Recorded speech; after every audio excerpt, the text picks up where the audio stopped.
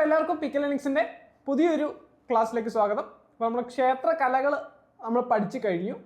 അപ്പോൾ ഇന്ന് നമ്മൾ പഠിക്കാൻ പോകുന്നത് ക്ഷേത്ര വാദ്യങ്ങളാണ്, വാദ്യോപകരണങ്ങളാണ് നമ്മൾ പഠിക്കാൻ പോകുന്നത്.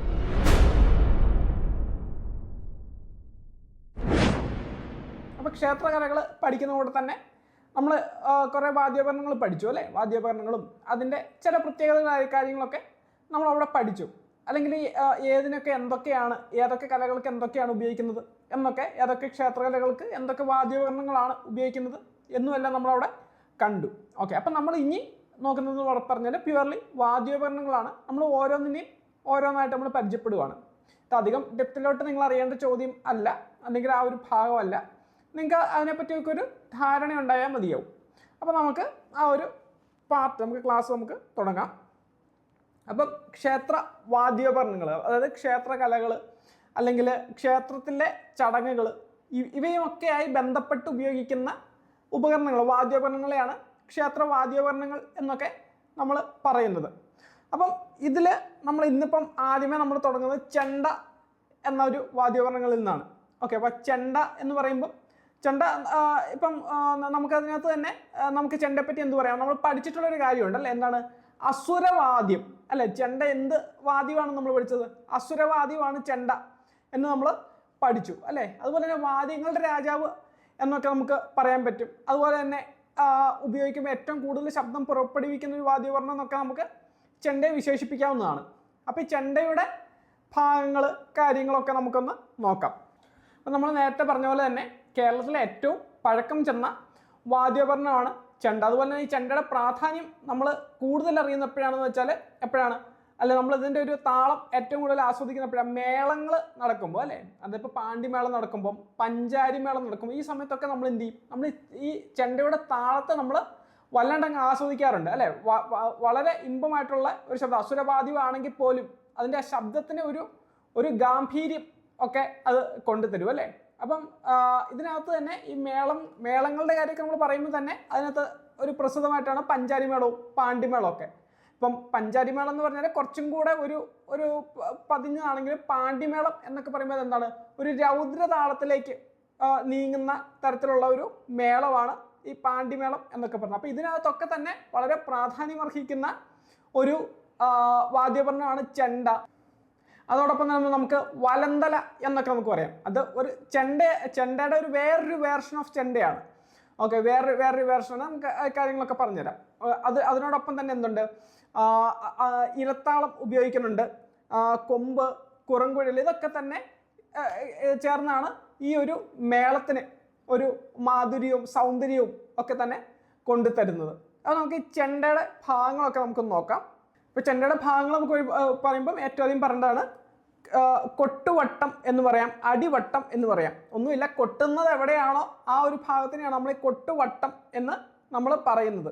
അതിൻ്റെ കൊട്ടാത്ത ഒരു ഭാഗമുണ്ട്, അതിനെയാണ് നമ്മൾ അടിവട്ടം എന്ന് പറയുന്നത്. അപ്പോൾ അവിടെയും എന്തിനാണ് വട്ടം, അല്ലെങ്കിൽ എന്തിനാണ് അവിടെയും ചെണ്ടയുടെ ഒരു രൂപം ഒക്കെ, അല്ലെങ്കിൽ ആ ഒരു തോല് താഴത്തെ ഭാഗത്തും എന്തിനാണ് ഇടുന്നത് അല്ലെങ്കിൽ വെക്കുന്നത് എന്നൊക്കെ ചോദിച്ചു കഴിഞ്ഞാൽ അതിൻ്റെ ആ ഒരു ശബ്ദം പുറപ്പെടുവിക്കുന്ന രീതിയാണ്. അതായത് ആ താഴത്തെ ആ ഒരു കനം, ഇപ്പം നമ്മൾ ചെണ്ടയുടെ കാര്യം എടുത്താൽ അതിൻ്റെ മുകളിൽ ഇപ്പം കാളയുടെയോ പോത്തിൻ്റെയോ മൂരിയുടെയോ ഒക്കെ തോല് കൊണ്ടായിരിക്കും ഈ ചെണ്ടയുടെ ഭാഗം, അതായത് ആ മുകളിൽ കൊട്ടുന്ന വശം അത് ഉണ്ടാക്കുന്നത്.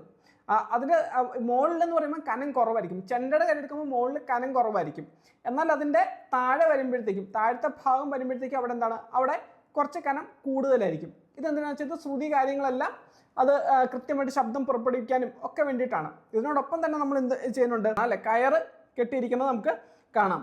അപ്പോൾ ഈ കയറ് കെട്ടി മുറുക്കുന്നത് എന്താ വെച്ചാൽ ശ്രുതിയാണ് മുറുക്കുന്നത്. അതുപോലെ തന്നെ ഇവിടെ നമുക്ക് കാണാവുന്ന ഒരു കാര്യമാണ് ഈ വട്ടക്കണ്ണി എന്നൊക്കെ പറയും. വട്ടക്കണ്ണി അല്ലെങ്കിൽ കുത്തുവാർ എന്നൊക്കെ പറഞ്ഞൊരു സംഭവമുണ്ട്. രണ്ടും തന്നെയാണ്. വട്ടക്കണ്ണിയിൽ കുത്തുവാർ എന്നൊക്കെ പറഞ്ഞൊരു ഭാഗമുണ്ട്. അപ്പം ഇതാണ് ഈ മുറുക്കുകയും അയക്കുകയൊക്കെ ചെയ്ത് ശ്രുതിയിൽ വ്യത്യാസം കൊണ്ടുവരികയും എല്ലാം ചെയ്യുന്നത്. അതോടൊപ്പം തന്നെ ചെണ്ടക്കുറ്റി. ഇപ്പം ചെണ്ടക്കുറ്റിയെ പറ്റി പറയുമ്പോഴത്തേക്കും ഒരു ചെണ്ടയുടെ ഒരു വലിപ്പം ഒക്കെ നിശ്ചയിക്കുന്നത് എന്താണ്? ചെണ്ടക്കുറ്റിയാണ്. അപ്പോൾ ഈ കുറ്റി നിർമ്മിക്കുന്നത് ഈ പ്ലാവിൻ്റെ തടി അല്ലെങ്കിൽ മഹാഗണിയുടെ തടി, അതുപോലെ കണിക്കൊന്നയുടെ തടി, ഇതൊക്കെ കൊണ്ടാണ് ഈ ഒരു കുറ്റി നിർമ്മിക്കുന്നത്. 19 മുതൽ 20 ഇഞ്ച് ആയിരിക്കും ഇതിൻ്റെ ഒക്കെ ഒരു ഉയരം എന്നൊക്കെ നമുക്ക് പറയാൻ പറ്റുന്നു. ഇനി ഇതിനോടൊപ്പം പറയേണ്ട വേറൊരു കാര്യമാണ് കച്ച എന്നൊക്കെ പറയും. കച്ച എന്ന് വെച്ചാൽ വേറൊന്നുമില്ല, തുണി എന്നാണ് ഉദ്ദേശിക്കുന്നത്. അതായത് ചെണ്ടയോട് കണക്ട് ചെയ്തിട്ട് ഈ കൊട്ടുന്ന ആളുടെ ആ ഒരു കഴുത്തിലൂടെ തോളിലൂടെ ഒക്കെ ഇടാൻ പറ്റുന്ന രീതിയിൽ സെറ്റ് ചെയ്യുന്ന ഒരു തുണിയാണ് നമ്മൾ ഈ കച്ച എന്നുകൊണ്ട് പറയുന്നത്. അപ്പോൾ കച്ചയും ഈ ചെണ്ടയുടെ ഒരു ഭാഗമായിട്ട് നമുക്ക് പറയാവുന്നൊരു കാര്യമാണ്. അപ്പോൾ ഇനി നമ്മൾ ഇപ്പോൾ ചെണ്ടയുടെ കാര്യം പറഞ്ഞു. അപ്പോൾ അതോടൊപ്പം തന്നെ നമ്മൾ പറയേണ്ട ഒരു കാര്യമാണ് വലന്തല ചെണ്ട, അല്ലെങ്കിൽ വലന്തല എന്നാണ് പറഞ്ഞത്. ചെണ്ടയോട് സാമ്യമുള്ളതാണ് വലന്തല. ഓക്കെ, അപ്പം ഈ വലന്തലയ്ക്കും ഒരു വ്യത്യാസമുണ്ട്. അത് അടിവട്ടത്തിലായിരിക്കും ഈ വലന്തല കൊട്ടുന്നത്. നിങ്ങൾ അങ്ങനെ ഒരു ഉപകരണം ഉണ്ട് എന്നൊരു കാര്യം നിങ്ങൾ അറിഞ്ഞാൽ മതി. അത് അത്രയും ഒരുപാട് ഡെപ്തിലേക്ക് ആ ഒരു ഭാഗത്തുനിന്ന് ചോദ്യങ്ങളൊന്നും വരത്തില്ല. പിന്നെ ഈ വലന്തലയുടെ ഒരു പ്രത്യേകത എന്ന് പറഞ്ഞാൽ, ഇപ്പം ഏതൊരു മേളം എടുത്തു കഴിഞ്ഞാലും ആ മേളത്തിൽ അതിനൊരു ആ താളം, അക്ഷരതാളത്തിൽ ആ ഒരു കൊട്ട് നടത്തുമ്പോൾ അതിനൊരു നട്ടല് എന്നൊക്കെ പറയാവുന്നത് ഏതാണെന്ന് ചോദിച്ചാൽ അത് ഈ വലന്തലയാണ്. പിന്നെ ഇതിനകത്തൊരു നിങ്ങൾ അറിയേണ്ട ടേം എന്ന് വെച്ചാൽ പനച്ച പശ എന്നൊരു ടേം നിങ്ങൾക്ക് അറിയാം. കാരണം ഇതിനകത്തെ തോല് കാര്യങ്ങളെല്ലാം ഒട്ടിക്കുന്നത് ഈ പനച്ച അതിൻ്റെ കുരുവിൻ്റെ ഒരു പശ കൊണ്ടാണ്. അപ്പോൾ അതാണ് ഈ പനച്ച പശ. പനച്ച പശയ്ക്ക് ചെണ്ടയിലുള്ള ഒരു ബന്ധം വരുന്നതാണ്. അതായത് ഇതിനകത്തെ തോലുകളെല്ലാം ഒട്ടിച്ച് ചേർക്കാൻ ഉപയോഗിക്കുന്ന ഒരു പശ എന്ന് പറയുന്നത് ഈ പനച്ച പശയാണ്. അപ്പോൾ ആ കാര്യം കൂടെ നമുക്ക് ഇവിടെ ഒന്ന് നോക്കാം. ഇനി നമുക്ക് അടുത്തൊരു ഭാഗം നമുക്ക് കുറങ്കുഴൽ ഏതാണ് നമുക്കൊന്ന് നോക്കാം. നമ്മൾ നേരത്തെ ക്ലാസ്സുകളിൽ ക്ഷേത്രകലകൾ നമ്മൾ ചർച്ച ചെയ്യുന്ന സമയത്ത് നമ്മൾ കുറുങ്കുഴൽ പറഞ്ഞിട്ടുണ്ട് അല്ലേ, നമ്മൾ ആ ഫോട്ടോ ഒക്കെ കാണിച്ചിട്ടുണ്ട്. അപ്പോൾ എന്താണെന്നാണ് പറഞ്ഞത്, അത് നാദസ്വരത്തിൻ്റെ ചെറിയൊരു വേർഷനാണ് കുറുങ്കുഴൽ എന്നാണ് പറഞ്ഞത്. ഓക്കെ, നമുക്ക് കുറുങ്കുഴൽ എന്താണ് നോക്കാം. അപ്പോൾ കുറുങ്കുഴലിൻ്റെ ഭാഗങ്ങളായിട്ട് വരുന്നത്, ഇപ്പോൾ കുറുങ്കുഴൽ നമുക്ക് രാമനാട്ടത്തിലൊക്കെ ഉപയോഗിക്കുന്നതാണ്. അപ്പോൾ ഈ കുറുങ്കുഴൽ എന്ന് പറയുന്നത് രാമനാട്ടത്തിലൊക്കെ ഉപയോഗിച്ചിരുന്നതാണ്.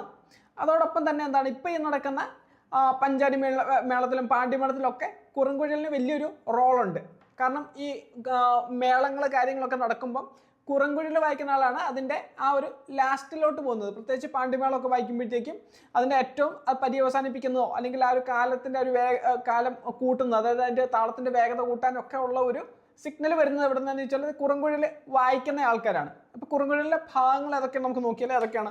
ഒന്ന് അണച്ച്, ഒളിവ്, ശിവാളി, ഇണച്ചരട്, കമ്പിക്കോല്. നമുക്ക് ഈസി ആയിട്ട് നമുക്ക് നോക്കാം. ഇപ്പം അണച്ച് എന്നൊരു ഭാഗം നമ്മൾ നോക്കുവാണെങ്കിൽ നമുക്ക് ഈ അറ്റത്ത് കാണാവുന്ന ആ ഒരു തിളങ്ങുന്നൊരു ഭാഗം അല്ലേ. അപ്പം നിങ്ങൾ ഓർക്കും നാദസ്വരമൊക്കെ അല്ലെങ്കിൽ വാദ്യങ്ങൾ കണ്ടിട്ടുണ്ടല്ലോ, തടിയാണല്ലോ, അപ്പോൾ എങ്ങനെയാണ് തിളങ്ങുന്ന ഒരു ഭാഗം വരുന്നതെന്ന്. അപ്പം ഈ കുറുങ്കുഴലിൻ്റെ ഒരു പ്രത്യേകത എന്ന് വെച്ചാൽ തടിയുടെയും അതുപോലെ തന്നെ ലോഹത്തിൻ്റെയും ഒരു മിക്സിലാണ് ഇത് ഉണ്ടാക്കുന്നത്. അപ്പം ഈ കാണുന്ന അണച്ച് എന്ന് പറഞ്ഞ ഭാഗം അത് ഒരു ഓട് കൊണ്ടൊക്കെ നിർമ്മിക്കുന്ന ഒരു ഭാഗമാണ് വരുന്നത്. അപ്പം ഇതിലൂടെയാണ് ശബ്ദം വെളിയിലേക്ക് പോകുന്ന ഒരു ഭാഗം എന്ന് പറയാവുന്നത്. അത് കുറുങ്കുഴലിൽ തടിയും അതുപോലെ തന്നെ ഈ ഓട് അല്ലെങ്കിൽ മെറ്റലിൻ്റെയും കൂടെ ഒരു ലോഹത്തിൻ്റെയും കൂടെ ഒരു മിക്സ് ആയിട്ടുള്ള ഒരു ഉപകരണമാണ്. അതുപോലെ എന്താണ് നാദസ്വരത്തിൻ്റെ അത്രയും നീളം കുറവാണ്. അതുപോലെ തന്നെ ഇതിനകത്ത് സുഷിരങ്ങളുടെ എണ്ണം എന്ന് പറയുന്നത് 8 സുഷിരങ്ങളാണ് ഏതിലുള്ളത്, കുറുങ്കുഴലിൽ ഉള്ളത്. ഓക്കെ, ഇനി നമ്മൾ പറയുന്ന ഒളിവ് എന്നൊരു ഭാഗമാണ്. അപ്പോൾ ഒളിവിനെ പറ്റി പറയുമ്പോൾ അത് ഈ കാണുന്ന ആ ഒരു ബോഡി പാർട്ടാണ് നമ്മളതിനെ ഒളിവ് എന്ന് പറഞ്ഞത്. ഇത് രക്തയന്തനം പോലെയുള്ള ഏതെങ്കിലും തടി ഒക്കെ കൊണ്ടാണ് ഇത് പൊതുവെ നിർമ്മിക്കുന്നത്. ഈട്ടി ഒക്കെ തന്നെ ഇതിൻ്റെ നിർമ്മാണത്തിനായിട്ട് ഉപയോഗിക്കാറുണ്ട്. അപ്പോൾ അതാണ് ഒളിവ് എന്ന് പറഞ്ഞത്. ഇനിയിപ്പോൾ ശിവാളി എന്ന് പറഞ്ഞൊരു ഭാഗം എന്ന് വെച്ചാൽ ഈ കാണുന്ന ഈ അറ്റങ്ങളുണ്ടല്ലോ, ഇതാണ് ശിവാളി എന്ന് പറഞ്ഞത്. ഞവണപ്പുല്ല് കൊണ്ടാണ് ഈ പറയുന്ന ശിവാളി എന്ന് പറയുന്ന ഒരു ഭാഗം അല്ല നമ്മൾ കാണാറുണ്ട്. നമ്മളിപ്പോൾ നാദസ്വര കച്ചേരിക്കൊക്കെ അല്ലെങ്കിൽ നാദസ്വരമൊക്കെ കാണാൻ വേണ്ടി ഒരു കല്യാണമൊക്കെ അറ്റൻഡ് ചെയ്യാൻ വേണ്ടി ഇരിക്കുമ്പോൾ നാദസ്വര ഊത് നമ്മൾ കാണാറുണ്ട്. അപ്പോൾ ആ സമയത്ത് നമ്മൾ കാണാറുണ്ട് ഇതുപോലെ ആളുകൾ ഓരോന്നും എടുത്ത് ഊതി നോക്കിയിട്ട് മാറ്റി വെക്കുന്നത്. നമ്മൾ പറയില്ല അതിനകത്ത് ബീഡിയൊക്കെ വെച്ചിട്ടുണ്ട് എന്ന് നമ്മൾ ചിലപ്പോൾ തമാശയ്ക്ക് നമ്മൾ പറയും. അപ്പോൾ എന്ന് പറഞ്ഞ പോലെ ഒരു ഭാഗമാണ് ഈ പറയുന്ന ശിവാളി എന്ന് പറഞ്ഞൊരു ഭാഗം. അപ്പോൾ ഈ ശിവാളി ഘടിപ്പിക്കുന്നത് ഗണ്ട എന്ന് പറഞ്ഞ ഒരു മെറ്റലിലാണ് ഘടിപ്പിക്കുന്നത്. അതാണ് ഏതുമായിട്ട് കണക്ട് ചെയ്യുന്നത്, ഒളിവുമായിട്ട് കണക്ട് ചെയ്യുന്നത്. അപ്പോൾ ഈ വിവിധ ശബ്ദങ്ങളും എല്ലാം പുറപ്പെടുവിക്കാൻ ഉപയോഗിക്കുന്നത് ഈ പറയുന്ന ആ ഒരു ഭാഗമാണ് കേട്ടോ. ആ ഒരു ശിവാളി എന്ന് പറഞ്ഞൊരു ഭാഗമാണ്. ഇനി നമ്മൾ ഇണച്ചരട് നോക്കിയാൽ അതുമായിട്ട് കണക്ട് ചെയ്തിരിക്കുന്ന ചരട് അത്രേ ഉള്ളൂ. അതാണ് ഇണച്ചരട് എന്നുകൊണ്ട് ഉദ്ദേശിക്കുന്നത്. അത് കുറുങ്കുഴലിൻ്റെ ഒരു ഭാഗമാണ്. ഇനി ഒരു കമ്പിക്കോൽ എന്ന് പറഞ്ഞ ഭാഗമാണ്. അത് ഇതുമായിട്ട് ഡയറക്റ്റ്ലി കണക്ട് നമുക്ക് ഇതിലത് കാണാം, ചെറുതായിട്ട് അത് നമുക്ക് കാണാൻ പറ്റും അല്ലേ, കമ്പിക്കോൽ നമുക്ക് കാണാൻ പറ്റും. ഓക്കെ, നമുക്ക് ആ ഇമേജിൽ വളരെ ലൈറ്റായിട്ട് നമുക്കതിൽ കാണാൻ പറ്റും. ഞാനിപ്പോൾ അത് മാർക്ക് ചെയ്തിട്ടുണ്ട്. അപ്പോൾ ഈ കമ്പിക്കോൽ എന്ന് പറഞ്ഞ ഭാഗം എന്ന് വെച്ചാൽ വേറെ ഒന്നുമില്ല, ഇപ്പോൾ ശിവാളി അല്പം അടഞ്ഞൊക്കെ പോകുന്ന സാഹചര്യമാണെങ്കിൽ അതിനകത്ത് ഒരു സ്പേസ് ഉണ്ടാക്കിയെടുക്കാൻ ഉപയോഗിക്കുന്ന ഒരു ചെറിയൊരു കമ്പി, അത്രേ ഉള്ളൂ. കമ്പിക്കോലാണ് എന്തെന്ന് പറഞ്ഞാൽ അതാണ് കമ്പിക്കോൽ എന്നുകൊണ്ട് ഉദ്ദേശിക്കുന്നത്.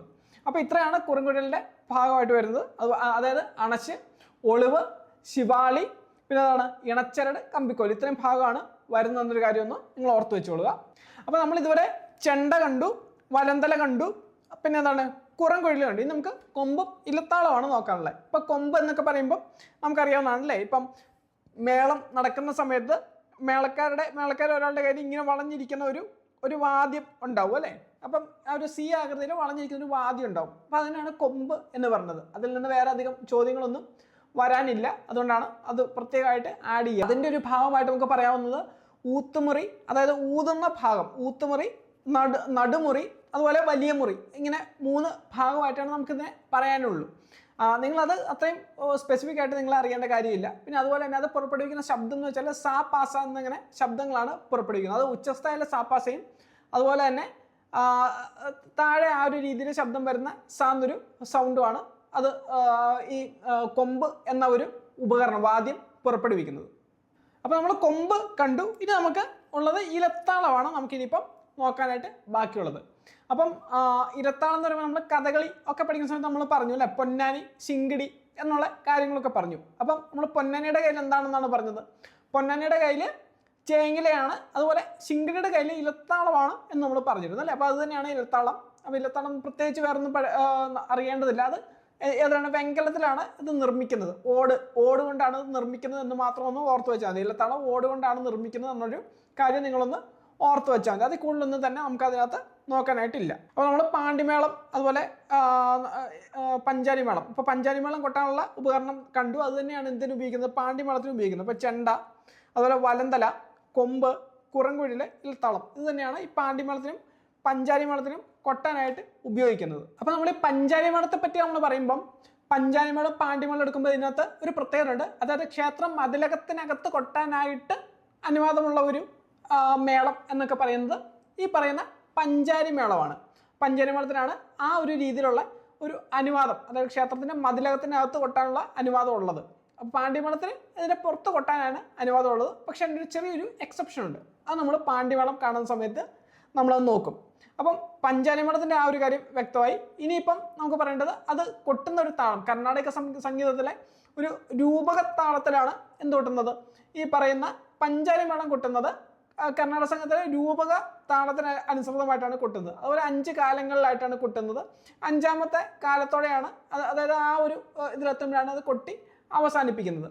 പിന്നെ ഈ പഞ്ചാരിമേളം കൊട്ടാൻ എടുക്കുന്ന ഒരു സമയം എന്നൊക്കെ പറയുന്നത് ഏതാണ്ട് ഒരു 4 മണിക്കൂറാണ്. അതായത് ഒരു 10 വിനാഴിക എന്നൊക്കെ പറയുന്ന ഒരു സമയമാണ് ഇത് കൊട്ടാനായിട്ട് ആവശ്യം വരുന്ന ഒരു സമയം എന്ന് നമുക്ക് പറയാവുന്നു. പിന്നെ ഈ പഞ്ചാരിമേളത്തിൻ്റെ കാര്യം പറയുമ്പോൾ ഇത് കൊട്ടാനായിട്ട് ഇപ്പം ഒരു കയ്യിൽ, അതായത് വലം കയ്യിൽ കോലും ഇടം കൈ കൊണ്ടുമാണ് ഇത് കൊട്ടുന്നത്. അതുപോലെ തന്നെ ഇത് ചില സ്ഥലങ്ങളിൽ, പക്ഷേ എക്സെപ്ഷനായിട്ട് ചില സ്ഥലങ്ങളിൽ 2 കയ്യിൽ കോലുകളും ഉപയോഗിക്കുന്ന ഒരു രീതിയും കാണാറുണ്ട്. അതുപോലെ തന്നെ ഈ ഒരു മേളം ചിട്ടപ്പെടുത്തുകയെന്ന് ചോദിച്ചാൽ അത് മഴമംഗലം നാരായണ നമ്പൂതിരിയാണ് ഈ ഒരു മേളം ചിട്ടപ്പെടുത്തിയത്.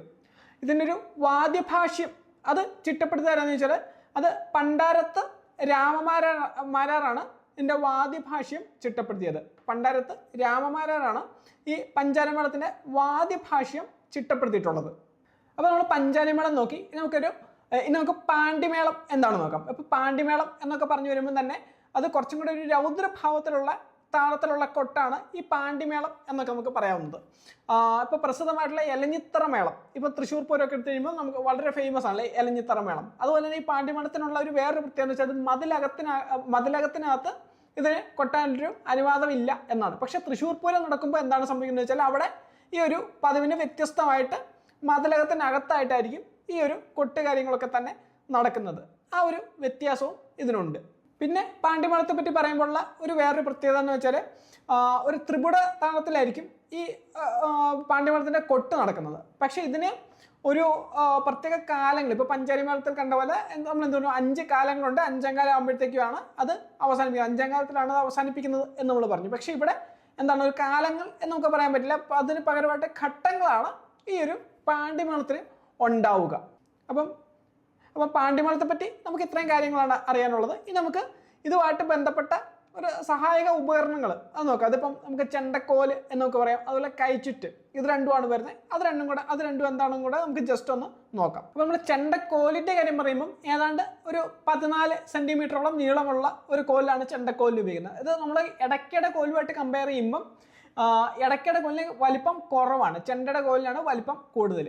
അതുപോലെ തന്നെ ഇത് ഉപയോഗിക്കുന്ന ഒരു തടി എന്ന് പറഞ്ഞാൽ പുളിമരത്തിൻ്റെ തടി, അതുപോലെ പതിമുഖത്തിൻ്റെ തടിയൊക്കെ ആയിരിക്കും ഈ ചെണ്ടക്കോലിന് ഉപയോഗിക്കുന്നത്. അത് മാത്രമല്ല, ഈ കോലിൻ്റെ പ്രത്യേകത എന്ന് വെച്ചാൽ ഇതിൻ്റെ ഒരറ്റത്ത് ഒരു വളഞ്ഞ് ഒരാകൃതിയിലായിരിക്കും ഈ ഒരു കോല് രൂപീകരിക്കുന്നത്. അതിൻ്റെ കാരണം എന്ന് വെച്ചാൽ വേറെ ഒന്നുമല്ല, അതിൻ്റെ ശ്രുതി കാര്യങ്ങളിലെല്ലാം ഒരു കറക്റ്റായിട്ടുള്ള ഒരു രീതിയിൽ വ്യത്യസ്തയും ചേർച്ചയൊക്കെ കൊണ്ടുവരാൻ വേണ്ടിയിട്ടാണ് ആ ഒരു രീതിയിൽ ഈ ഒരു കോലിന് രൂപം കൊടുക്കുന്നത്. ഇപ്പോൾ ചെണ്ടക്കോലിനെ പറ്റി നിങ്ങൾ ഇത്രയും അറിഞ്ഞാൽ മതിയാവും. ഇനി നമുക്ക് കൈച്ചുറ്റ് എന്നൊരു കാര്യം കൂടെ നമുക്ക് നോക്കാം. അപ്പോൾ കൈച്ചുറ്റ് എന്നൊക്കെ പറയുമ്പോൾ അത് ഖാദി തുണി കൊണ്ടായിരിക്കും, കൈത്തറിയായിട്ടുള്ള തുണി കൊണ്ട് തന്നെയാണ് ഈ കൈച്ചുറ്റ് ഉപയോഗിക്കുന്നത്. അതായത് ഒന്നുമില്ല, ആളുകൾ കൊട്ടുന്ന സമയത്ത് നമ്മൾ കണ്ടിട്ടുണ്ടല്ലോ, അവരുടെ കയ്യിൽ ചുറ്റിയിട്ട് ഒരു ഇതുണ്ടാവും, അതാണ് ഈ കൈച്ചുറ്റ് എന്നുകൊണ്ട് ഉദ്ദേശിക്കുന്നത്. അത് ശരിക്കും പറഞ്ഞാൽ തുണിയാണ്. പക്ഷെ അതെന്ത് ചെയ്യും, അത് ആദ്യമേ ആ കയ്യിൽ വെച്ചിട്ട് കഞ്ഞിവെള്ളത്തിൽ മുക്കി അതിന് ആ തുണി പുറത്തെടുത്തത് ഉണക്കിയതിന് ശേഷമാണ് പിന്നീട് അത് കൊട്ടാനായിട്ട് ഉപയോഗിക്കുന്നത്. അപ്പോൾ അത് ഉപയോഗിക്കുന്ന സമയത്തെന്ന് വെച്ചാൽ, ഇപ്പോൾ ഈ പൊതുവെ കൈ കൊണ്ടൊക്കെ കൊട്ടുന്ന സമയത്ത് ചെണ്ട കൊട്ടുന്നവരുടെ കയ്യിൽ നിന്ന് രക്തങ്ങൾ കാര്യങ്ങളൊക്കെ വരാൻ്റെ സാധ്യതയുണ്ട്. അതുപോലെ കൈ പൊട്ടാനും ഇഞ്ചറി വരാനും അതുപോലെ ശ്രുതി ചേരാതെ വരാനും ഒക്കെ സാധ്യതയുണ്ട്. ഇതെല്ലാം അവോയ്ഡ് ചെയ്യാനും അതുപോലെ തന്നെ കൊട്ടലിൻ്റെ ശക്തി കൂട്ടാനും അതിൻ്റെ എഫക്റ്റ് കൂട്ടാനും ഒക്കെ വേണ്ടിയിട്ടാണ് ഈ ഒരു കൈച്ചുറ്റ് കാര്യങ്ങളൊക്കെ തന്നെ ഉപയോഗിക്കുന്നത്. അപ്പോൾ ഇത്രയാണ് നമുക്ക് വാദ്യങ്ങളുടെ ഏറ്റവും ആദ്യത്തെ പാർട്ടിൽ നമ്മൾ നോക്കുന്നത്. ബാക്കി നമുക്ക് ഇനിയിപ്പോൾ അടുത്ത ക്ലാസ്സോടെ കൊണ്ട് നമുക്ക് അതിൻ്റെ ബാക്കി തീർക്കാം. അപ്പോൾ ക്ഷേത്രവാദ്യങ്ങൾ എന്നൊരു ഭാഗം നമുക്കപ്പം ഇത് അടുത്ത ക്ലാസ്സോടെ കൊണ്ട് അത് കംപ്ലീറ്റ് ആവും. അപ്പോൾ നമുക്ക് ആ ഒരു സമയത്ത് നമുക്കതിൻ്റെ PYQ കൂടെ നോക്കാം. അടുത്ത ക്ലാസ് എടുക്കുമ്പോൾ ആ ഒരു സമയത്ത് നമുക്ക് അതിൻ്റെ PYQ കൂടെ നമുക്ക് നോക്കാം. Thank you.